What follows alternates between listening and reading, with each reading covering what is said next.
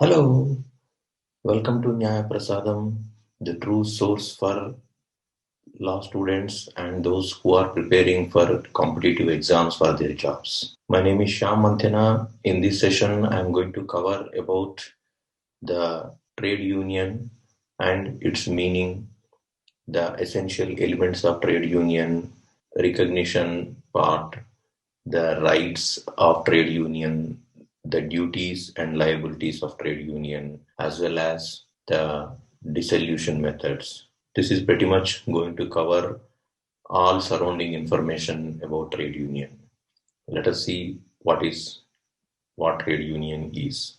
Trade union can be defined primarily as an entity of any nature, either permanent or temporary, which is formed primarily for the purpose of regulating the relations between, first one is between workmen and employers. The second one is between employers and employers. Third one is between workmen and workmen. And the next one is, the fourth one is, in the event if there is any withdrawal of any comfort or any benefit that has been previously offered, if such thing has been withdrawn, then in that case. And the fifth one is, in the event if there is any federation of the trade unions, then to resolve such disputes, whatever the body is in place, that is called as a trade union.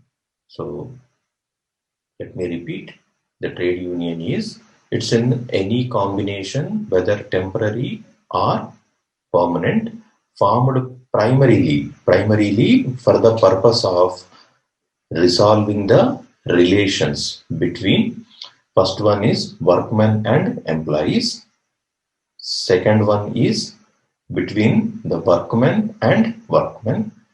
Now the third one is between employers and employers. The fourth one is for imposing any restrictive conditions on the conduct of any particular trade or business. This is the fourth one. And the fifth one is, which is also including any federation of two or more trade unions. So whatever is going to solve the problems among all these five different cases, such entity is called a trade union. Now, let us talk about the essential elements of trade union. So, when you say union, the essential elements of union is, it must deal with employees and employers. If there is no employee and employers in the picture, then there's no question of any union at all. So one of the essential condition or essential element for trade union is, there should be employees, there should be employee and employers. That is the first thing. The second thing is, there must be some kind of trade or business that must be taking place. If somebody is just doing a charity, then there's no question of any union, trade union or regulations required there. So the first thing is employee and employers. Second thing is, there must be some kind of trade or business should be there in the picture. The third one is, when I said union, trade union, it must have the primary objective of regulating. Now, what they must regulate? They must regulate the terms between employee and employers, or in case there is any restrictive conditions with reference to any particular trade or doing business or a flexibility or anything that is being conducted in that particular business space. So the three essentials. First one is employee and employer. Second one is must be a business and trade. The third one is the main objective of the union must be to regulate the employees and employers and to impose any restrictive conditions on the conduct of the in the trade or business the trade or business. So these are the essential elements of a trade union. We will also talk about the next part, which is recognition of the trade union. So let us talk about the recognition part of the trade unions.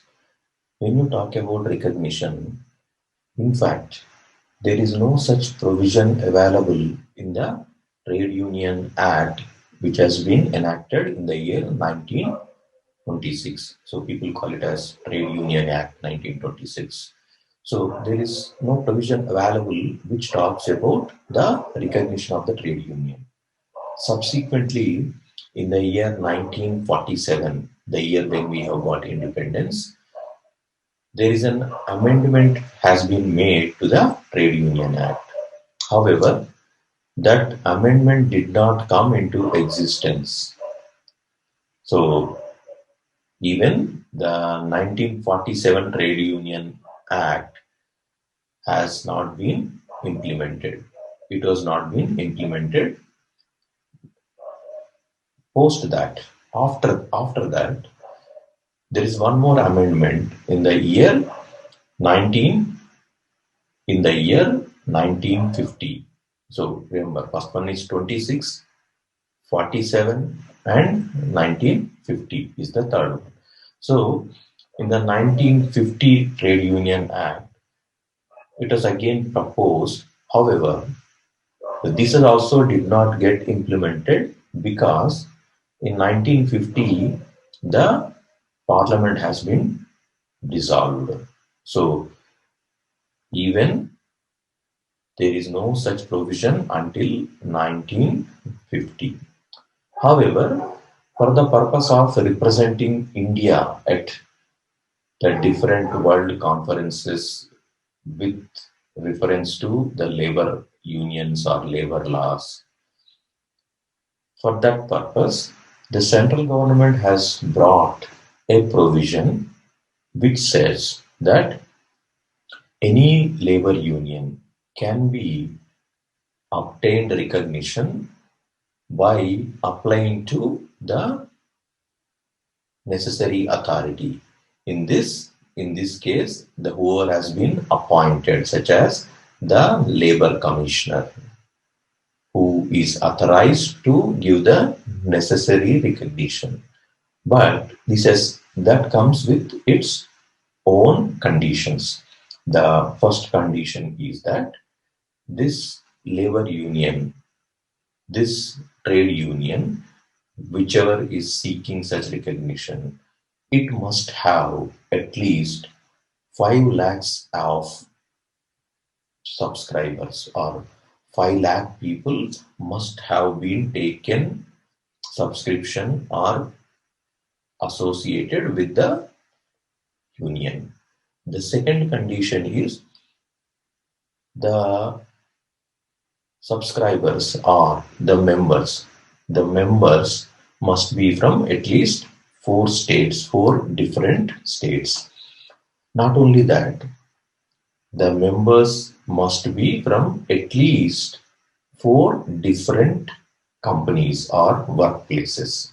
So the 3 conditions must be mandated. The 3 conditions are mandatory to apply for the recognition of the trade union. This is for the purpose of representing at the international level. The Central Chief Labor Commissioner is authorized to verify all these three conditions and then grant necessary recognition for the trade union. Now, let's see the different available rights for a trade union. A trade union is considered almost as a corporate entity or a corporate body which can even enter into getting into agreements. But that's a different part. However, we'll just see the different available rights for a trade union. The very first right is this trade union, it can make sole representation on behalf of all the members or the employee, all the employees of the organization or the place of business. This is for a collective bargaining.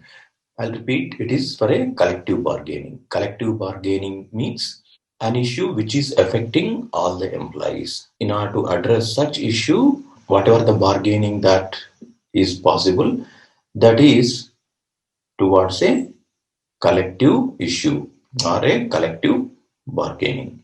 The next one is the trade union can raise issues with the employers in order to facilitate the clarity on some general questions concerning the terms and conditions of employment. So, if there are any questions with reference to schedules, timing, or other aspects where they do not have any clarity, or the employees in particular do not have any clarity. So in such case, to get an understanding, to get a clarification from both sides, the trade union can initiate asking questions or raise issues with the management or with the employer. The third one is the trade union is entitled to collect subscription fee from the members of the trade union. So if whoever are the members, they may or they need to pay a subscription fee or the membership fee to the trade union as decided by the trade union. The fourth one is giving notice. Now, when I say giving notice, one is to issue notices to the employers.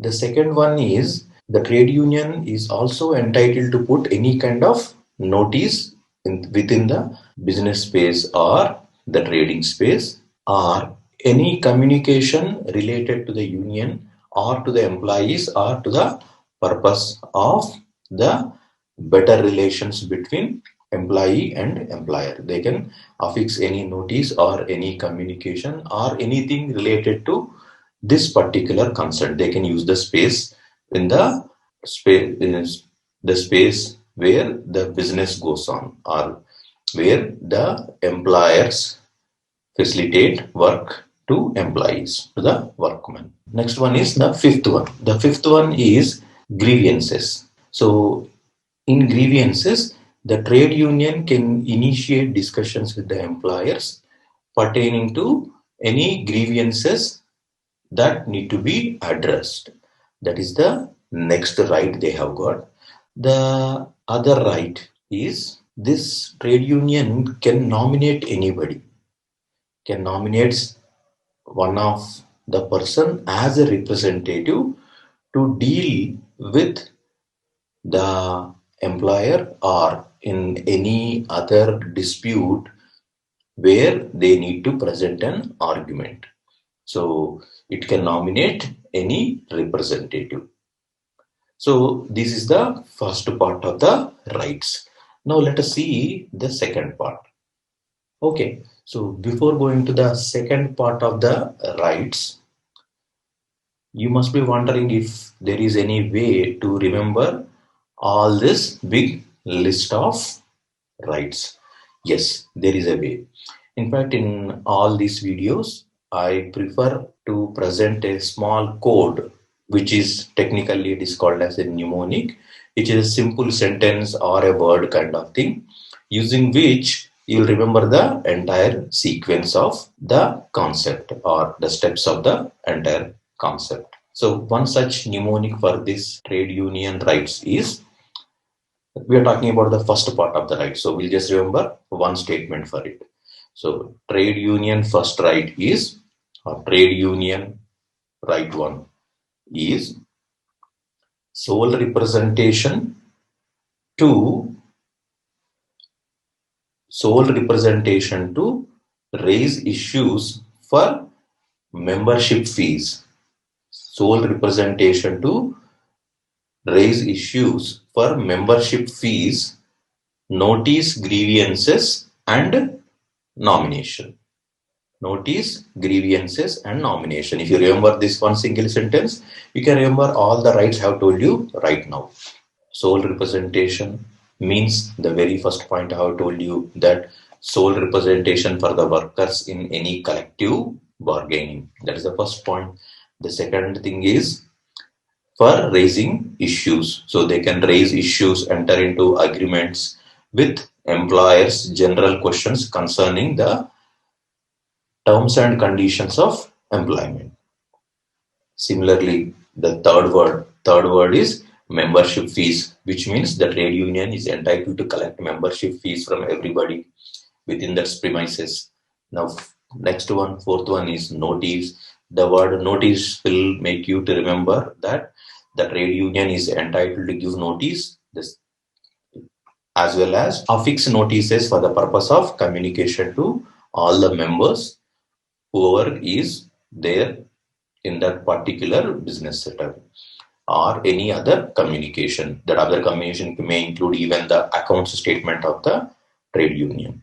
The next thing is grievances. This trade union can talk to the employees and the employers with reference to the grievances that they are experiencing with and seek clarity on them. The final one in the first part is about the nomination or nominating a representative. So they can nominate. So I'll read the sentence once again for you. Trade union rights one. Trade union right one is sole representation to raise issues for membership fees. For membership fees, notice grievances, and nomination. So you remember this one single sentence, everything is there with you. Now there's another part. Let us look into the another part of the rights. The next part is the trade union has got right to admission. So this can go into the working space or wherever it is necessary to go within that business space.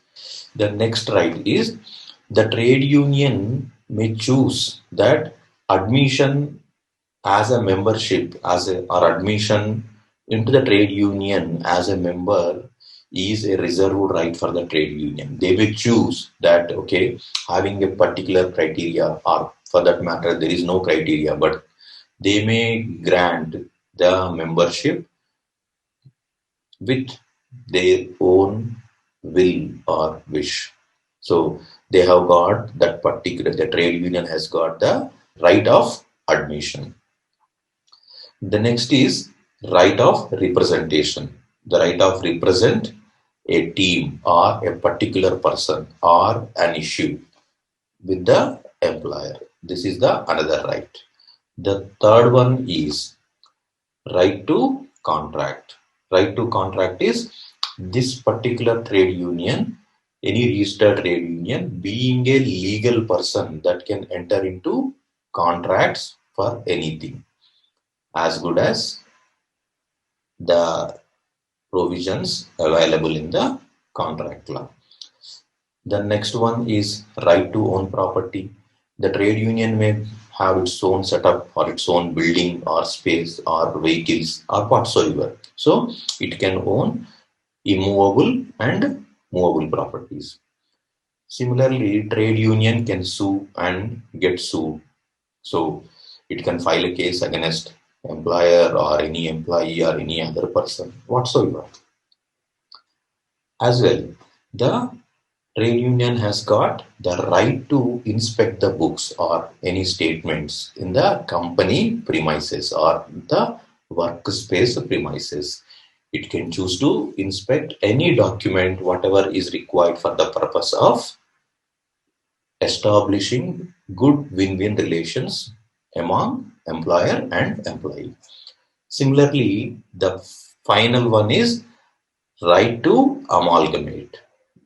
Final one is right to amalgamate, which means a trade union may amalgamate or may merge with another trade union. So it has got the right to amalgamate with any other trade union that it thinks fit for.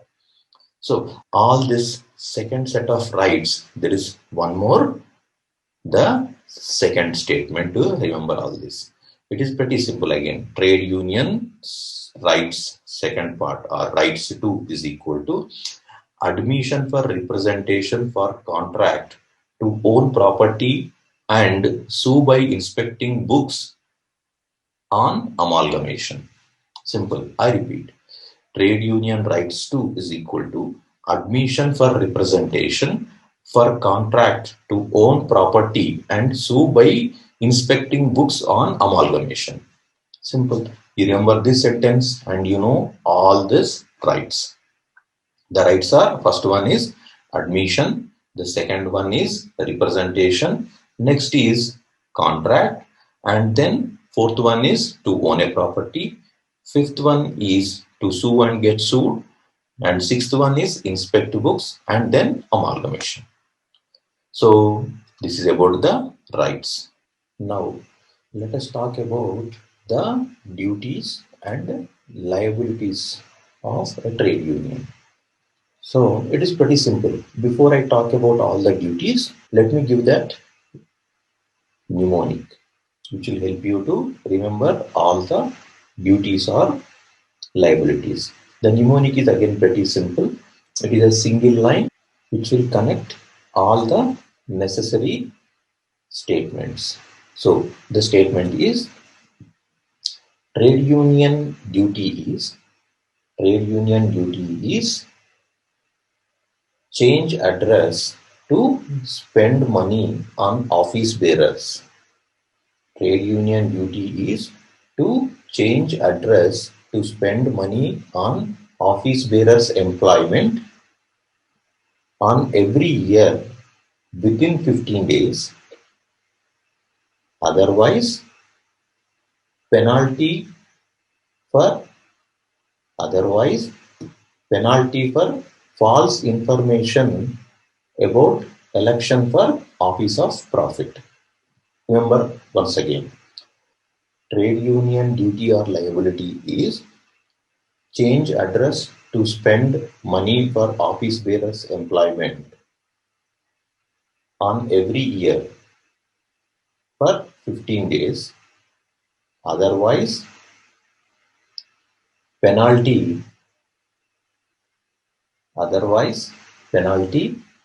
for false information for electing office of profit.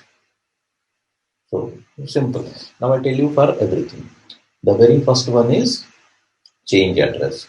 So trade unions, one of the primary essential duty or liability is that whenever there is an address change of the trade union, they must notify about this address change to the government authority. That's the very first one. The second one is, I said, change address to spend money. So the second thing is the trade union have a duty to spend the money it has got collected by means of membership fees.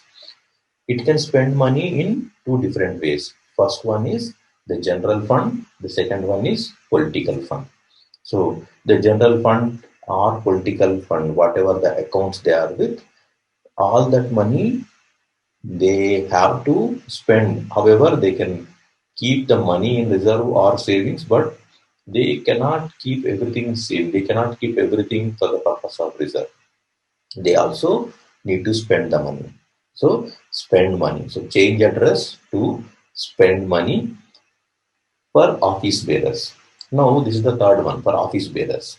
So when I say office bearers, the office bearers of the particular trade union, in case of unorganized sector, at least 50% of the office bearers are to be employed with the company or the business setup where this trade union is connected with. Similarly, in the event of an unorganized sector, then anything between 1 by 3rd to 1 by 5th of the office bearers must be employed with any of the business setup, or any of the employer where this trade union is associated with. So I covered the next word as well. Now the subsequent word is trade union's duty is to change address to spend money for office bearers employment for a year. Now, when I say year, the meaning is the trade union is the trade union has a duty to submit the accounts every year. That's where the year word has come. So every year they need to submit the accounts. They need to submit the accounts every year. Now these accounts include, the first one is the kind of receipts and expenses. How much has been received, how much has been spent. Similarly, they also need to publish the kind of assets and liabilities in the name of trade union. Similarly, the trade union also need to publish the details of all office bearers or all members to the government authority. Not only about the office bearers, in the event if there is any change in the rules, even that need to be communicated. Further, the next word is 15 days. The 15 days means, in the event if there are any rules updated, in the event if there are any update in the rules of the trade union, that must be communicated to the authority within 15 days of time. So if they don't do it, then the trade union will have to pay penalty or may have to face the consequences legally. So in the event if there is any default in submitting all these statements, then the penalty will be 5 rupees per day. However, the total penalty does not exceed 50 rupees. So at this rate, they need to pay the penalty to the government. The next word is about election. Now, the next word is about election. When they are electing the members for the trade union, they have got certain qualifications. The first qualification is it should be at least 18. Any executive member of the trade union must be over 18 years age. The second thing is he must not be convicted in any crime under the moral turpitude, something like a rape or forgery, kind of, which involves the moral character of the person in question. So that should not be there. But however, there is a provision again.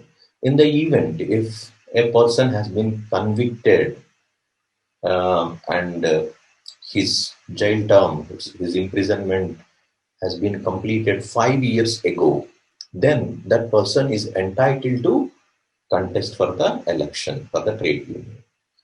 The next one is office of profit, which means no trade union executive member or no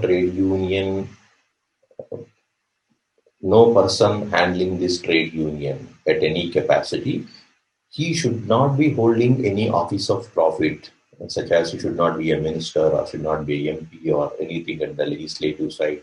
He should not be holding any office of profit. So these are the list of duties and liabilities for the trade union. So we will talk about the immunities that is being provided for the trade unions. The very first immunity is for the office bearers. So the trade union office bearers are immune to the kind of criminal liabilities or for the criminal conspiracy. So, so if the trade union is planning for some kind of a strike or something which might be an offensive act otherwise under the law, they may work on such conspiracy to facilitate a to facilitate creating a situation which might bring the employer and employees into a platform where they can reach an amicable solution. So the such kind of conspiracy or criminal conspiracy or such kind of criminal thing, these office bearers are not liable, which means they are immune to such kind of liabilities. The second one is the leaders and office bearers together, they are immune from the civil suits, such as the contractual liability or tortious liability. For such kind of liabilities, they have got a immunity from all the civil suits. So these two are the important immunes for the trade unions. Now we will talk about the dissolution of the trade unions. The dissolution of trade unions can take place using the Section 27 of Trade Union Act 1926. Now, according to this act, according to this section, the trade union can be dissolved at any time. Remember, it can be at any time, and it is as simple as that. If such dissolution is signed by the secretary and just 7 members of that particular trade union, it is sufficient enough. And once such dissolution has been written and such application has been submitted to the concerned government authority, such as a registrar, then the registrar will take a note of it and will enter the effective date of such dissolution into the registers. So whatever the date that has been entered into the register is considered as the effective date of dissolution of such trade union. Now, not every trade union is registered. Therefore, in the event if there is any trade union which is not registered, then dissolution of such trade union it's further simple or is even complicated. So in the event if it is not registered, it can just dissolve at its own by taking acceptance from all the members or by going to a civil court where they submit a memorandum seeking the dissolution of such. So this is a simple thing. So in this video we have got covered about the trade union, its meaning, its definition, and the kind of rights, the kind of essentials, the kind of duties, and the way a trade union can be dissolved with. So this is pretty much about trade unions. We even have got the important mnemonics about the rights and duties or liabilities. So this is about the trade unions part. I hope you like this video. Let me know if you have got any questions. I'll be more than happy to help you. And don't forget, in the event if you have not already subscribed, then please do subscribe my channel. In case you have any questions, feel free to add them on the comment section so that I'll make additional videos to explain you. Thank you. Have a good day.